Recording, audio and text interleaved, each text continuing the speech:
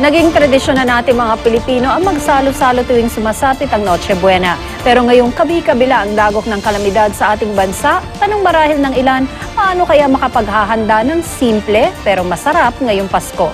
Live mula sa Quezon City may report si Bam Alegre. Bam? Tina, meron tayo rito ang rehearsal ng Noche Buena. Mukhang marami tignan pero ito'y kakaunti lamang ang ginastos. Kung titignan niyo ang kalikuran, kasadong-kasado na nga ang Pasko dito sa Pilipinas. Narito ang ulat. Desyembre pa lang, may Christmas countdown na at dahil sabi kang marami sa Pasko, tuwing bisperas nito, karaniwang grande ang Noche Buena.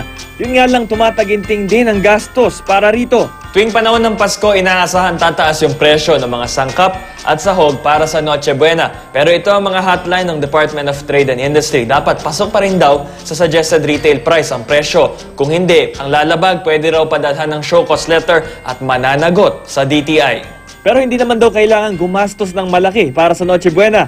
Ayon sa isang chef, diskarte lang ang kailangan para makatipid.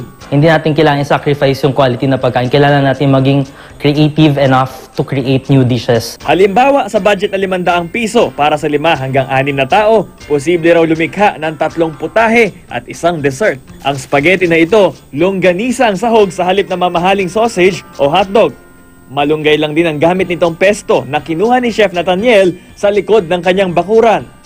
Sa halip naman na maghanda ng hamon at barbecue, pinagsama ito ni Chef sa putaheng pork hamonado, barbecue na lasang hamon ng timpla. Pinagsama naman ang fried chicken at adobo sa putaheng buffalo wings with adobo peppercorn gravy. Tunog sosyal pero ang peppercorn, pamintang buo lang. Murang bahagi rin daw ng manok ang pakpak. Instead of gravy na kailangan pa natin gumamit ng giblets, kailangan pa natin gumamit ng atay, yun gumamit lang tayo suka at saka toyo, laurel at saka peppercorn, kung saan mas makakamura tayo. At para sa dessert, halo-halo spring roll. Turon lang ito pero ang laman, tig-isang slice ng saging, leche flan at ube halaya para tipid. Pero pag pinagsama-sama, nakakabusog. Pasok naman kaya ito sa panlasa ng mga Pinoy? Grabe. Sarap. Parang pang-restaurant. Sarap. Malambot. Malasa, malambot ang pagkaluto. Para sa akin, okay lang ito. Yung mga katulad kong may high blood. Ito na banggit sa report, ito corny bibingka na gawa sa mais at lahat ng ito likha ng diskarte ni Chef Nathaniel Uy. Balik sa Tina.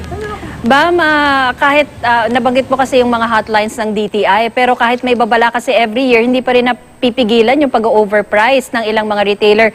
Ngayon ba, this early, may napansin ka ng gumagawa nito?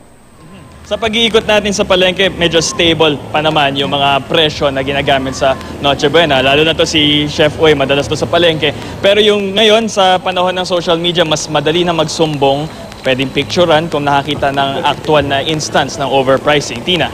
Okay, iintayin namin yung iuuwi mo sa amin. Maraming salamat, Bam Alegre.